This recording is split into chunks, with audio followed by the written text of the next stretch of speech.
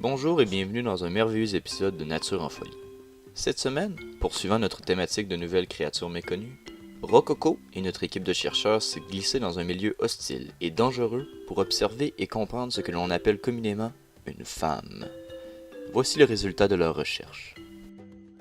Les femmes, ce sont les créatures avec qui on partage notre chère planète. Ces individus constituent 49,6% de la population humaine. Malgré leur grand nombre, il reste difficile pour nous les hommes de les approcher. Ce sont des bêtes tellement complexes, tellement intelligentes, mais surtout très mystérieuses. Leur fonctionnement échappe totalement à notre compréhension. C'est donc pourquoi nous tournons ce documentaire hautement scientifique. Les cégeps québécois offrent un environnement de choix pour l'observation de cette espèce, étant donné que cette véritable fourmilière regorge de vie et que sa population est majoritairement constituée du genre féminin. Attardons-nous tout d'abord à leur physionomie. Tout comme les hommes, les femmes possèdent 2 bras, 2 jambes, un tronc et une tête. Là où elles se différencient, c'est au niveau des hanches. Elles sont visiblement plus larges que les nôtres. C'est avant tout pour faciliter la ponte de d'autres êtres humains. Elles ont une charpente délicate et plus finement construite, quoique présentent un arrière-train généralement proéminent. On ignore d'ailleurs pourquoi. Certains chercheurs affirment que c'est pour attirer le jeune mâle à la reproduction. D'autres affirment que c'est pour un stockage de graisse essentiel à leur survie. Rien n'est pourtant confirmé. Ces suppositions demeurent strictement théoriques. Pour communiquer, ces merveilles de la nature utilisent un mélange complexe d'expressions faciales, de mouvements avec leur corps et surtout de leur voix. Leur langage est trop compliqué pour le commun des mortels.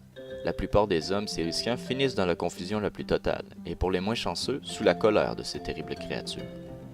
Les femmes parlent énormément, probablement parce qu'elles ont beaucoup d'informations à se transmettre. Ce n'est pas étonnant puisque ce sont des êtres très intelligents. Nous les hommes, nous nous contentons que de brefs grognements pour communiquer avec nos semblables.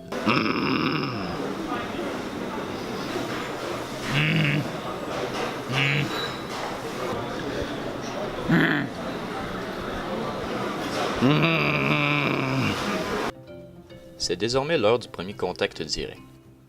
Voici un spécimen endormi. Nous allons suivre Rococo dans sa démarche nébuleuse vers la créature sauvage.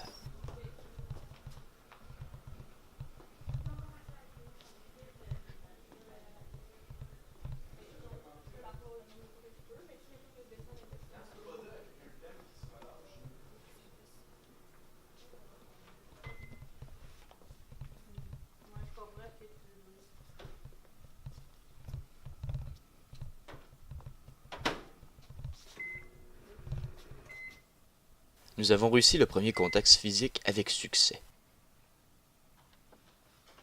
C'est tout.